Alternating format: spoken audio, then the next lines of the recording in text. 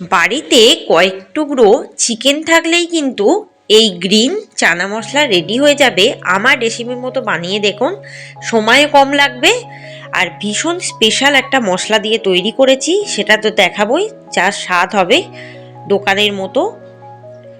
রুটি, পরোটা, লুচির সাথে ভীষণ ভালো লাগবে। বাড়িতে অতিথি আসলে এভাবেই বানিয়ে পরিবেশন করতে পারেন, দারুণ লাগবে। রাতে রুটির সাথেও ভীষণ ভালো লাগবে। নমস্কার বন্ধুরা, মাই সিম্পল লাইফস্টাইল ব্লগে স্বাগত জানাই। দেখে নিন আজকের রেসিপিটি। প্রথমে কড়াটা একটু হালকা আঁচে গরম করে দিয়ে দেবো 5 টেবিল চামচ সর্ষের তেল। তেলটা খুব ভালো মতো গরম করে নেব।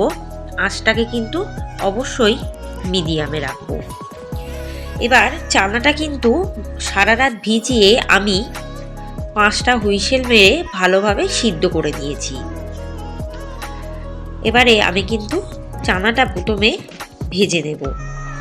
কিছুটা চানা আগে প্রথমে ভাজবো, তারপর বাকি চানাগুলো আস্তে আস্তে করে ধাপে ধাপে অ্যাড করতে থাকবো।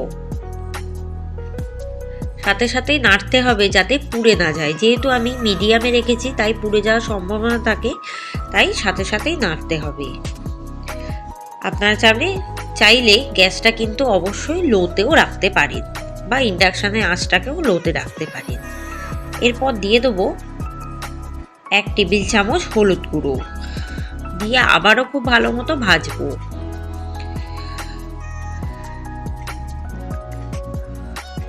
ভাজার পর দিয়ে দেবো বড় বড় সাইজের 3 টুকরো চিকেন। আমার কাছে 3 টুকরোই চিকেন ছিল, তাই আমি দিলাম। আপনারা চাইলে আরও চিকেন অ্যাড করতে পারেন।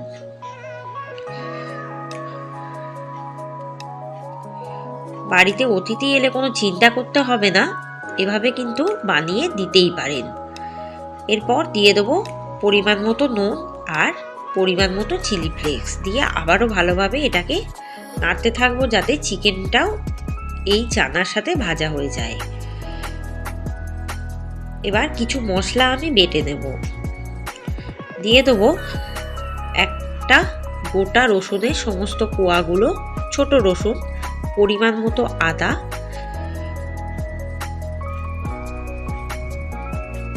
নটা কাঁচা লঙ্কা, একটা হাফ টমেটো, গোটা নয়, আর অনেকটা পরিমাণ ধনেপাতা, আরও 2টো কাঁচা লঙ্কা,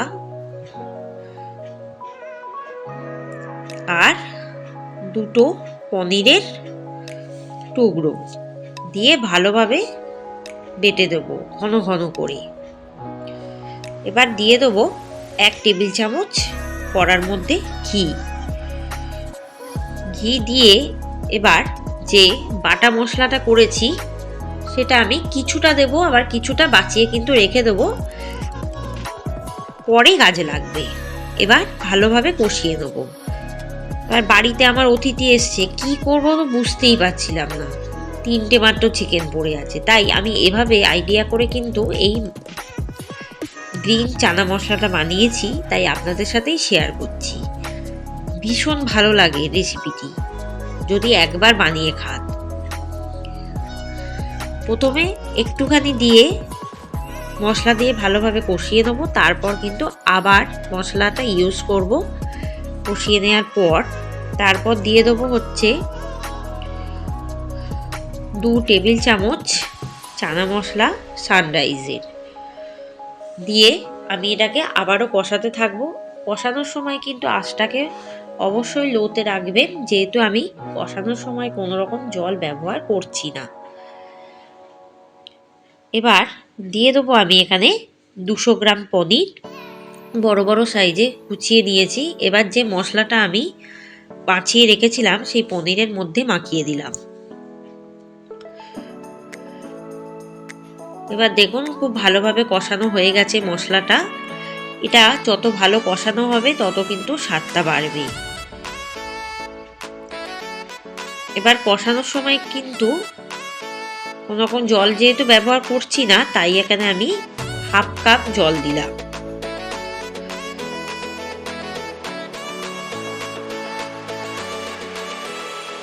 বাটার সময় একটা জিনিস খেয়াল রাখবেন, যাতে 2টো কাঁচা লঙ্কা একটু আস্ত থাকে। দেখুন কালারটা বেশ গ্রিন হয়ে গেছে। এবার দিয়ে দেবো আমি চিনি আর ওই মাখিয়ে রাখা পনিরগুলো, যেটা দিয়ে আবারও ভালোভাবে মিশিয়ে দেবো। এবার আঁচটাকে একদম কমিয়ে দেবো। দেখুন ফুটতে শুরু করে দিয়েছে। এবার 20 মিনিটের জন্য আমি ঢাকা দিয়ে রেখে দেবো। 20 মিনিট পর ঢাকাটা খুলবো। দেখুন চিকেন থেকে কতটা তেল বেরিয়েছে। উপর থেকে কিন্তু ধনেপাতা কুচি ছড়িয়ে দেবো। আর আমার কিন্তু গ্রিন চানা মশলার কালারটা একদম চেঞ্জ হয়ে গেছে। আরও 15 মিনিটের জন্য ঢাকা দিয়ে রাখবো। 15 মিনিট পর ঢাকাটা উঠাবো। দেখুন বেশ মাখা মাখা হয়েই গেছে। এবার আঁচটাকে কমিয়ে আমি কিন্তু আরেকটু মাখা মাখা করে দেব। নুনটা নিজেদের স্বাদ অনুসারে অবশ্যই চেক করে নেবেন। রেসিপিটি ভালো লাগবেই কথা দিলাম। রুটির সাথে বানিয়ে দেখুন আমার কথা মতো, তাহলে দেখবেন স্বাদটা অন্যরকম আসবে, ভীষণ ভালো লাগবে। বাড়িতে অতিথি এলে চিন্তাও করতে হবে না যে 3 টুকরো মাংস আছে আমি কি রান্না করব বা কি খেতে দেবো। ব্যাস রেডি। রেসিপিটি ভালো লাগলে চ্যানেলটিকে সাবস্ক্রাইব করবেন, বেল আইকনে ক্লিক করবেন, কমেন্টে জানাবেন, সমস্ত রেসিপি দেখতে থাকবেন, আমার চ্যানেলে সবসময় চোখ রাখবেন। ধন্যবাদ।